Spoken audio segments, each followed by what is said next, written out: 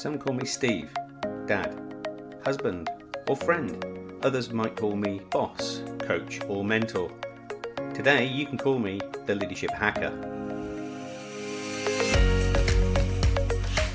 Thanks for listening in. I really appreciate it. My job as the Leadership Hacker is to hack into the minds, experiences, habits, and learning of great leaders, C-suite executives, authors, and development experts so that I can assist you developing your understanding and awareness of leadership. I'm Steve Rush and I'm your host today. I'm the author of Leadership Cake. I'm a transformation consultant and leadership coach and can't wait to start sharing all things leadership with you. Well, hello and welcome. I'm incredibly excited. This is our 100th show. If you haven't had the opportunity to join us until of late, we started out in March 2020, right at the beginning of the first ever lockdown in the United Kingdom. While all our guests are as global as our audience, come from all corners of the world, we have been a lockdown podcast, and I want to reach out to you personally while you're listening to this to say thank you. I really mean that from the bottom of my heart. Without you showing up every week, tuning in, downloading and listening to our podcast, there is no show. There would be no Leadership Hacker podcast, period. And I think that's an amazing sentiment to everybody that has contributed to the show, both as listeners and more importantly, as our wonderful guests. So to our guests who are listening to this, we have had the most amazing, diverse group of CEOs, C-suite executives, leadership coaches and experts, and have shared over 300 hacks with us and with our audience. And we're now connected eternally through algorithms, through the internet, through our websites, and I'm incredibly proud and privileged to have been on this journey with you. So to celebrate our 100th show, we're going to dive into our top 5 downloaded shows. We're going to revisit some of the stories and we're going to revisit some of the learning that we had from our great guests. The first of our 5 top downloads is Dr. Oleg Konovalov. He's a global thought leader, author, business educator, consultant and C-suite coach. Oleg is named amongst the top global thought leaders and shortlisted the Distinguished Award in Leadership by Thinkers 50. He is on Global Guru's Top 30 in Leadership and has been recognized as the #1 thought leader on culture by Thinkers 360. Having been named as the Da Vinci of visionary leadership by many leading authorities of our time, Oleg is helping companies to create and execute their vision and strong purpose and corporate culture. And in our show, we got into talking about visionary leadership. And vision is not a gift, but a well-structured algorithm that can be taught. We talked about how to create and execute a strong and compelling vision, and leadership being a system of growing. And you join the conversation as we talk about why knowledge is the most important part of every leader's kit bag. Knowledge is the sexiest thing in the world. Knowledge is the most demanded product in the world.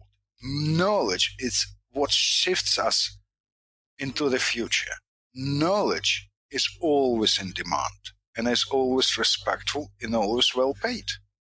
But it's most rewarding thing when you see people succeeding because of you helping them. This is far beyond our instant necessities like food and shelter, because its impact on the next generations, it's everything. You see, when we talk the digital era being now, we should assume that it is a knowledge era triggered by people who changed the things in management that allowed to change technologies and so allowed to make this digital era coming.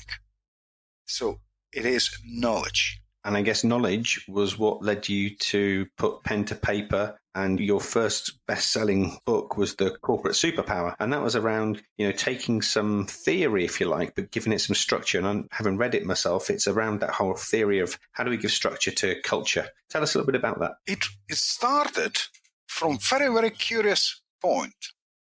We love talking about positive culture and how culture is important. Then I looked at, why we're not talking about negative culture? Because the majority of companies these days, they still have negative culture. And what I have found, There are about 450,000 articles you could find only from academia on positive culture, and only about 72 articles on negative culture, where the reality is completely opposite. And I start, hold on, what is the algorithm? Because whatever we're reading in the books or listening at the conferences, it's all discussion is wrapped around how to have a good culture, but how to have a clear, simple, and effective algorithm was still remaining as a gap. And so I decided to cover this gap and created corporate superpower as an algorithm, as a response for everyday needs, where every leader, every manager could open it and see how to create culture, what stands on it, how to create values or define values, what are properties of engagement, everything. So to find therefore I call it, at the end of the book, I call it define, make a checklist, because it's like winery. You're taking care of it, you're growing, you're cultivating it, and then you're getting a great result. And therefore it was important to give people really practical solutions instead of general chit-chat. That's a good point of being an efficient industry. You must come with a result. Right. Because you can't sell the fish that you don't have. People need exact instruction. Simple, because we don't have much time for philosophical conversations about something being good or not. You've either caught fish or you haven't caught fish, right? Absolutely. I love catching big fish, and so big results. But lying behind that, I guess, would still be all of that foundation of discipline, structure, the people you work with. That doesn't change, does it? No, because I would call myself lucky, blessed, whatever, because I've worked with incredible professionals. I learned and studied from incredible people from academia. I'm really grateful because it's a matter who teaches you, and not just a personality, not just a professional, but a whole person from whom you really learn how to be a whole person yourself. And that's incredible. For instance, if we look at a simple point which we often neglect, an outlook is one thing, but how you could connect dots, which seems like very non-relevant, is a mastery itself. So you must know how to make those nice pictures, really vivid pictures that could give you the right answers, or most effective answers. I always enjoy talking to Oleg, and what we learned from this episode was knowledge impacts on everything and everyone. It informs our next generation. It isn't the digital world that is changing, it's the people's knowledge that is changing the digital world. And I particularly like the way he reframed the whole notion of being taught. And people who teach us doesn't have to be in academia, it doesn't have to be a college professor. But anybody who teaches us should be teaching us to be the whole person ourselves. Thanks, Oleg. Next up, we're going to introduce you to Michelle Box. Michelle is the CEO of Boxbury Marketing and started out on her entrepreneurial career when she was just 15 years old, starting out in politics, helping folks fix campaigns, and was a real campaign manager for many years. She then had a stint as a successful real estate agent, and after achieving great successes, realised that using her public relations knowledge in campaigning, she could turn her hand to marketing. And she's now a small business advocate helping teach small businesses and owners to really thrive. You join us at the part of the show where I asked Michelle to just describe how her early life in politics and real estate sales has helped her grow her business today and some of the core capabilities. I learned a lot through policy and politics, I learned a lot about communications, of course, but I also learned a lot about leadership. Speaking at that one event of the video you found, which it's so funny that you found it. I've tried to take it down so many times, but I've lost access to the account. And I found that through that, I ended up launching a website a few months later that was really a policy website geared at covering legislation here in the States.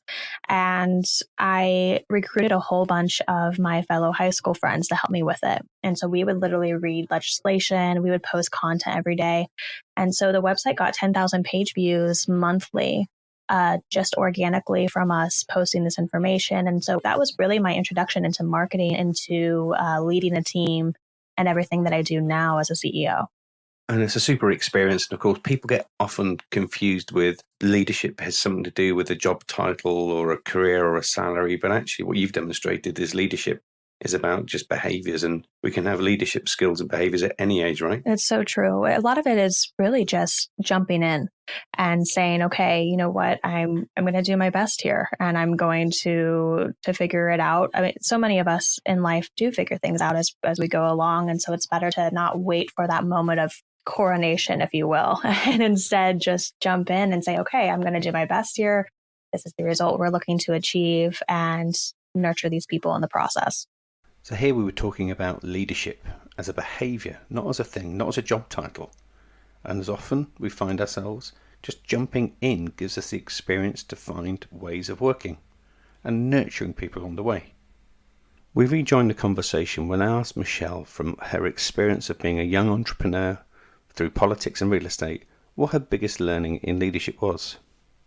I think the realization that you can't do everything alone, that you really do need support. So you need your mentors, you need your team, I think that if you have a lot of internal drive, it's very natural to think, you know what, I can figure this out on my own. I can do all of this on my own. I'm independent. And then just really putting your ego to the side and saying, you know what, I don't have all the answers. Like you said, copy and paste, and really having the network around you to support you along your way up. Super wise words from Michelle there. No leader can be successful on their own. They need a team who can support them and help them on their way. And many of our guests have echoed that sentiment throughout the series. We thank the blonde fixer, Michelle Box, for being part of our show. Number 3 highest downloads of all time was for David Marquet. David's a real superstar. I met David on location in London. We talked about his humble background, being pretty much down to street and math club when he was in Pittsburgh. Then joining the US Naval Academy in 1981, where he ultimately took control of the USS Olympia, a nuclear-powered submarine, as a captain in the US Navy. It was there that he started to evolve his leadership career, when he was appointed to lead the USS submarine Santa Fe, which was the worst performing submarine in the fleet. It was these foundations that gave him the story that now forms Turning the Ship Around, his global best-selling book, where Stephen R. Covey, the infamous author and guru, spent time on the Santa Fe and ended up creating the 8th habit, in addition to his global successful leaders, based on David's work. Since retiring from the US Navy, he shared those lessons and helping leaders to think about creating more leaders and giving control to only those who need it the most.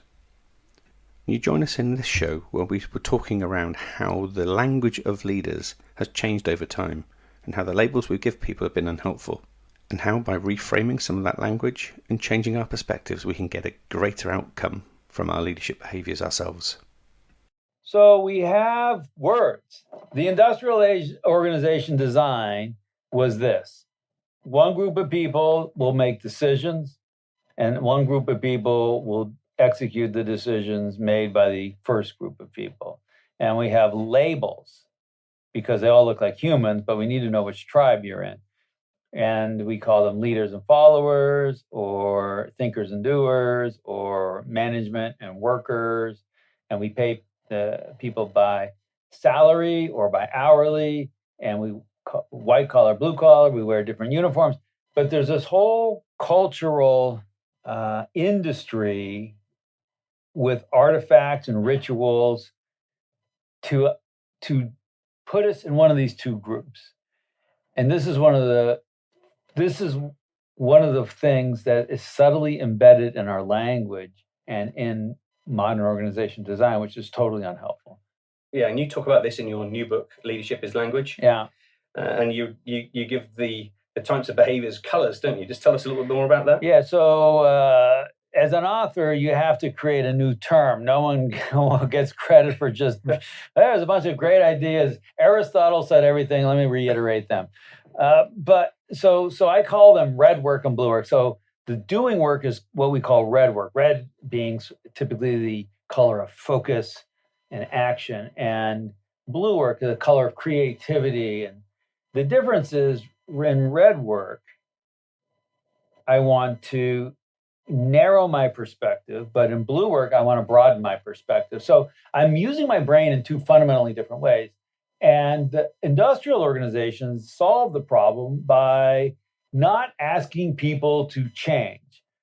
The thinkers were just do thinking, and the doers just did doing. And we didn't need the thinkers to do doing and the doers to do thinking. But now we say, let the doers be the deciders. So what we're going to do is say, this group of the organization at the bottom, who used to just do what they're told, we're now going to pause and give them the chance to think and actually make decisions. But that requires them to use their brain in a different way. And it requires us, if we're in the leading group, to talk in a different way.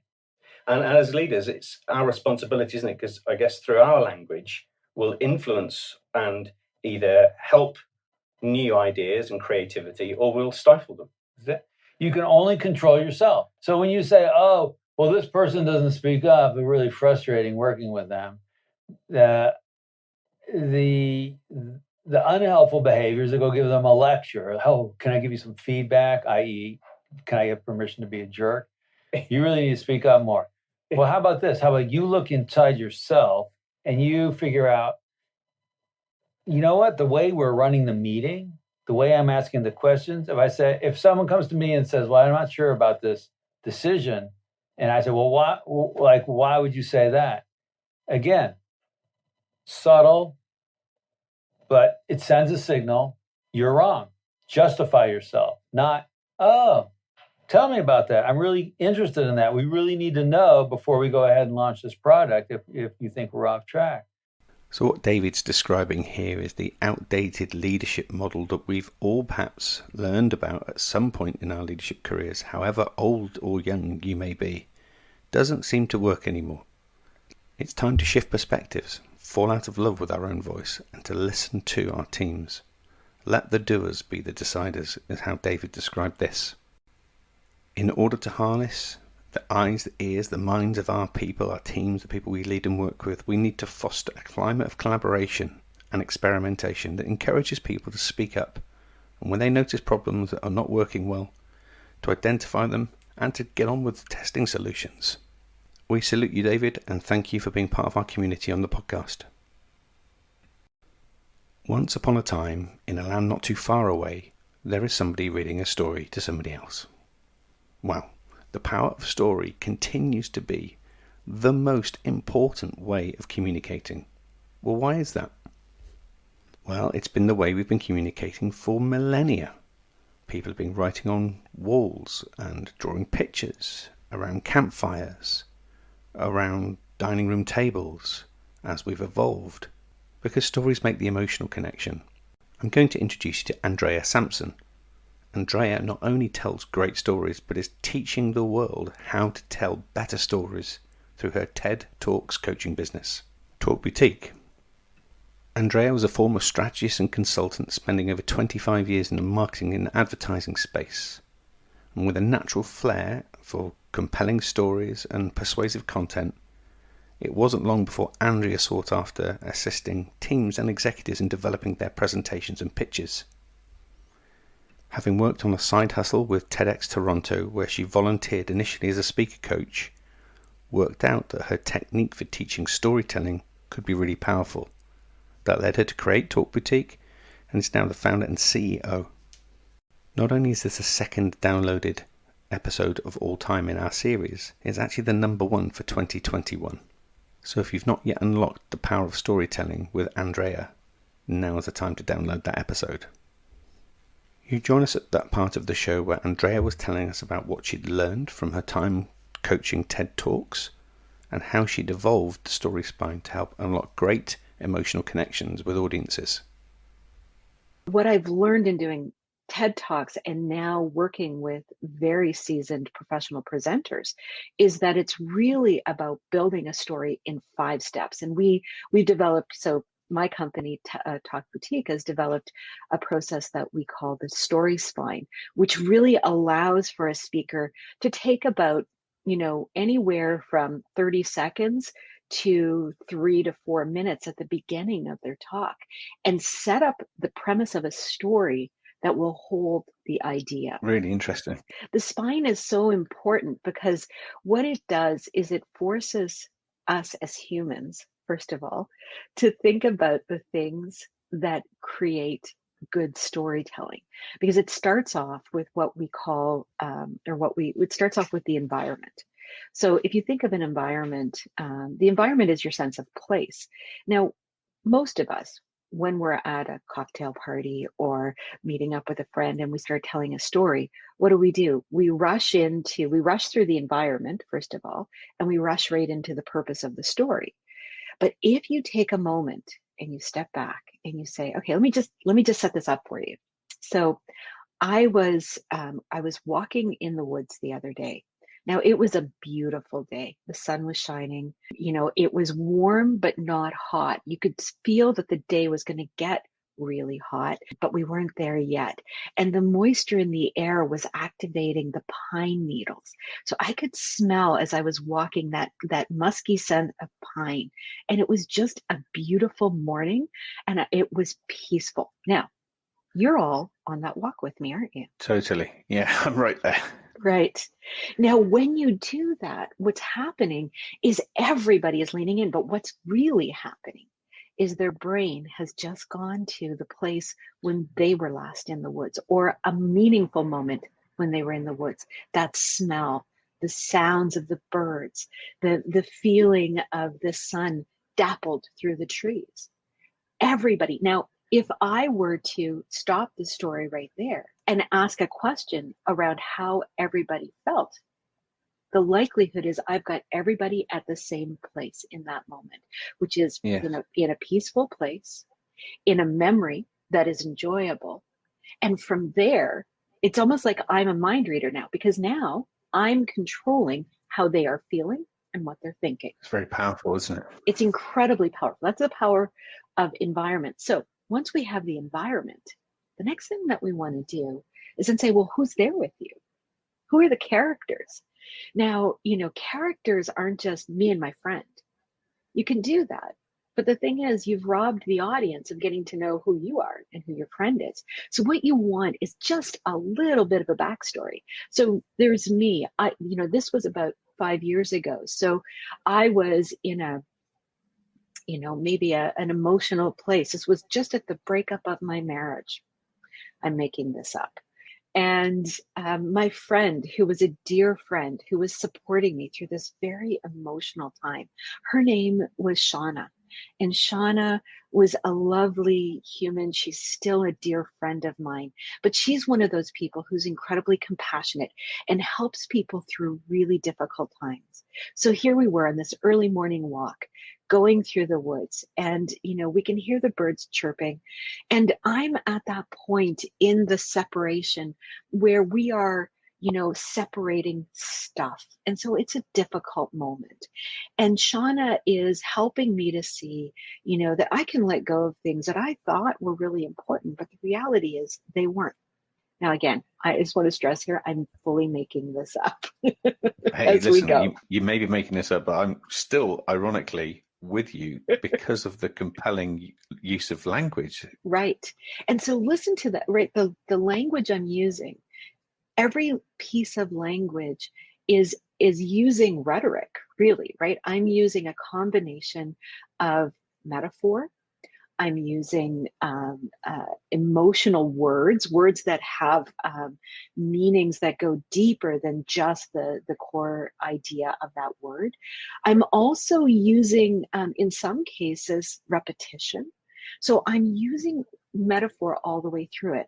So what we've gotten through now is the environment, the characters, and we've gotten to the issue or opportunity. That's the third part of the story spine. This is where most people jump into a story, because this is the real reason. I could have just started it That's off. true, yeah. I could have started off going, the other day I was walking in the woods and Shauna was helping me figure out what I was going to give to my ex, right? Because that is really the story, except you can see I've built it out, right? And so then what you want, the fourth part of the story spine, is what we call the raising of the stakes. This is the difference between a good story and a great story, because the raising of the stakes is that tension moment. It's the and then. And so, as Shauna and I were talking about the things that I was going to keep and what I was going to let go of, we came to that blanket, the one, the blanket that my family had given us, but it was also the blanket where we had our first date. And it was the blanket that had followed us all the way through our relationship. And there was a part of me that really wanted that blanket, but there was a part of me that actually didn't ever want to see that blanket again.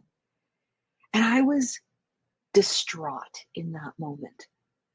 How could I let go of the blanket? Now, I think if you're following me, what you know is that blanket is really a metaphor for the relationship. Yeah, it is. But it's ironic because it still is also a physical thing. Yes. It's a metaphor, but actually we all can have something that we relate to in our day jobs and our lives that are similar metaphors, that are physical things, but carry loads of emotion with them. Right. And so as I'm going through this story, anyone who's listening to this, they may or may not have lived a similar story, but they have lived, everybody, because, here's the thing about stories. Stories are all meta stories. As humans, we all live the same stories. And so everybody has walked in the woods or has watched, a movie or seen an image of walking in the woods. So there's some experience of it. Everybody has a good friend who helps them through things. Now, you may not have as good a friend, or maybe your friend is better, but you have the experience of it. The human condition is that we all go through relationships, and sometimes they work and sometimes they don't. And heartbreak is common. And then the idea of having something that represents that. These are, you can see, it's a meta story, right? So everybody, as I'm going through this story, everybody is having the same experience because they're living their own experience and my experience at the same time. And that's what makes it so powerful. So when you take the time to build it, when you take the time to use emotions through it, what you're doing is you're building a connection with anyone who's listening to that. Yeah. Now, we've gone through the 4 elements of the story spine. The 5th element is just the outcome. It's the way in which you tie it together. And so in this case, it could be that in that walk in the woods, Shauna helped me to understand that the blanket was in fact a metaphor for my relationship. And as much as it was something that I was having a hard time letting go of, it was time for me to let go of it, because I was letting go of that whole part of my life. And that blanket was in a part of my life that was no longer going to be in my life. So it was time for me to let that go. And by the end of that walk, I had not only let go of the blanket, but I had let go of the relationship. I was ready to move on. So there's the story spine in action. It's a most compelling model. And if you're anything to do with telling stories or engaging audiences or helping people understand something that they don't yet understand well enough, let's think about how we could use the story spine to really bring our stories to life. Andrea, thank you for being part of our show and bringing our stories to life. When I look back over the 300 plus hacks we've had on the show, the one thing that keeps presenting itself is lead yourself first. Self-leadership. It sounds so obvious when you say it in such simple terms, but before you can lead others, you must first lead yourself. If you lack self-awareness, self-regulation and self-learning, you'll fail to really truly reach your full potential.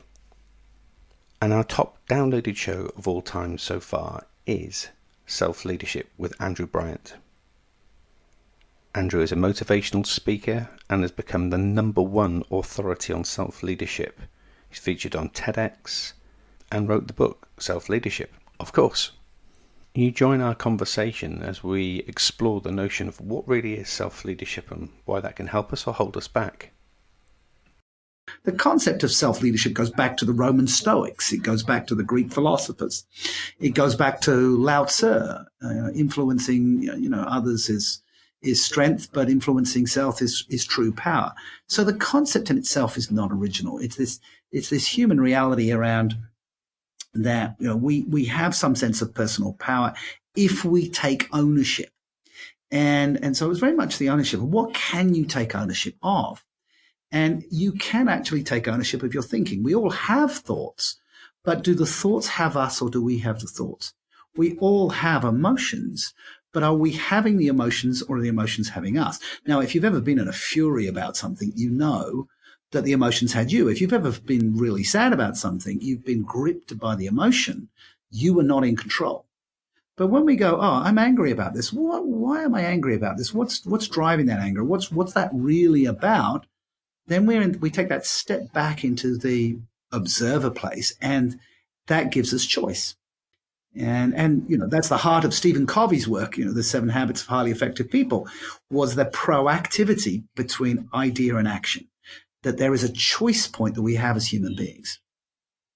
And in my experience as a coach, Andrew, and I'm sure you see this a lot with your clients too, is most of my work is in the bit in the middle, the gap between the idea and the action and the evaluation of how you get people to move forward. How has that been part of what you do right now? Just before I came on this, I was talking to a CEO of a pharmaceutical company who wanted me to coach one of his executives. And I'd been interviewed by his head of HR. Before I spoke to him, she was obviously playing buffer, so they didn't waste his time. And then his opening statement was, "Tell me about yourself," because I haven't had time to read the briefing material. And I kind of wanted to do an inner groan, because that means I've got to tell my entire life story, which I'm doing again on this podcast. Because it's a long life story, and I have to edit it a bit. And I just don't want to come across. It's like, why are you a different coach? And I'm like, well, how do I go about that? And I really took this point that, there's the classic coach comes from the inner game and the outer game. And you'll be familiar with a book called The Inner Game of Tennis. Sure am, yeah. And that is that coaching is about the inner landscape. Outer coaching is how you hold the tennis racket, how you serve the ball. The inner coaching is how you think about yourself as a tennis player. And with leadership coaching is how do I think about myself as a leader? I mean, just this week, I was coaching a CEO of an organization. It's a very successful CEO. I've coached him in other organizations. He's been parachuted into this company that some venture capitalists have bought. And he's stressing himself out because he's built this runway and he's attached his ego.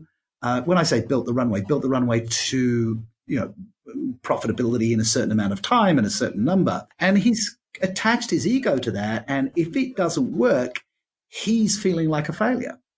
And so the way he's created a mental schematic of that, his inner world, is driving his outer communication. And he's actually, the coaching was to help him not spread doubt against his troops, amongst his troops, because he's having these doubts. But as the leader, they're his doubts. They're not their doubts. And they're only doubts because he's made such a big deal out of this. Now, if the company burnt to the ground, he would rise from the ashes and he would lead another organization. He's a very successful, very competent, very intelligent individual. But the coaching is around that gap between his inner thinking and his execution. In this case, his speaking was not as aligned and motivational and inspirational as it could have been. So David's talking here about the inner game, the voice in our head, that inner coach. And we need that coach to serve us well every day. But in order for us to serve us well, we need to be mentally agile and fit. We need to be physically agile and fit. And we need to be focusing on ourselves first. And when you listen to the full show, you'll find out why self-leadership is not self-centered or selfish, but essential for us as leaders. We rejoin the conversation as we're talking about ego, and why ego can sometimes get in the way of us being really successful self-leaders. Somebody drives outside the restaurant or the hotel in the Maserati or the Lamborghini and the Ferrari, gets out, after having revved the engine so that everybody's paid attention to them, and then throws the keys to the valet, do they have a big ego or a small ego? Most people listening will say big ego, but actually from a psychological perspective, their ego is fragile because they're engaging in egocentric behaviors, right? Look at me, right? So egomaniacal, egocentric behaviors are based on a need to feed an ego. When somebody has a healthy ego, a healthy sense of self, they don't need the attention. They don't need to throw their keys at the valet. They could turn up on a bicycle and they'd be fine because they know who they are, right?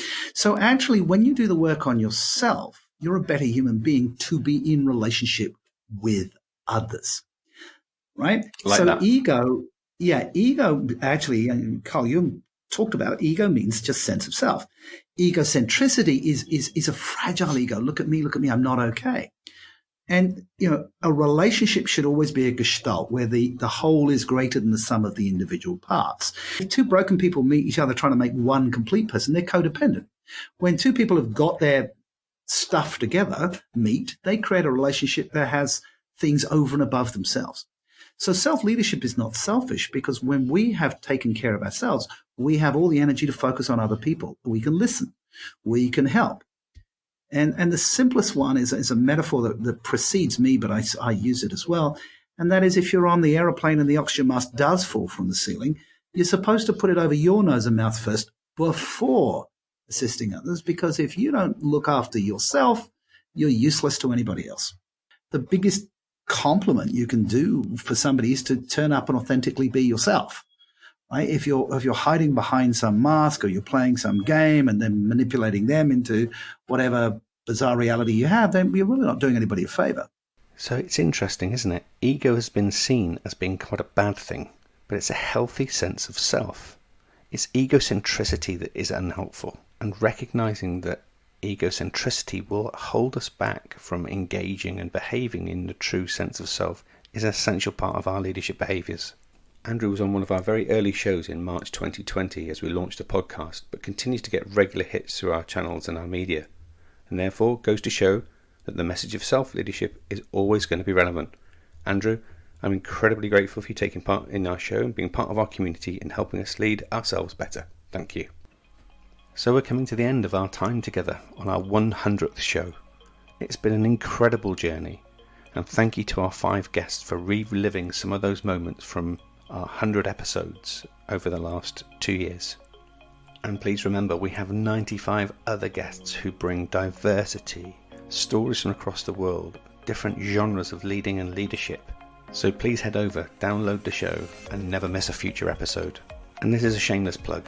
If you like what we're doing, please tell others. Please share it with your business communities. Please share it with your teams at work.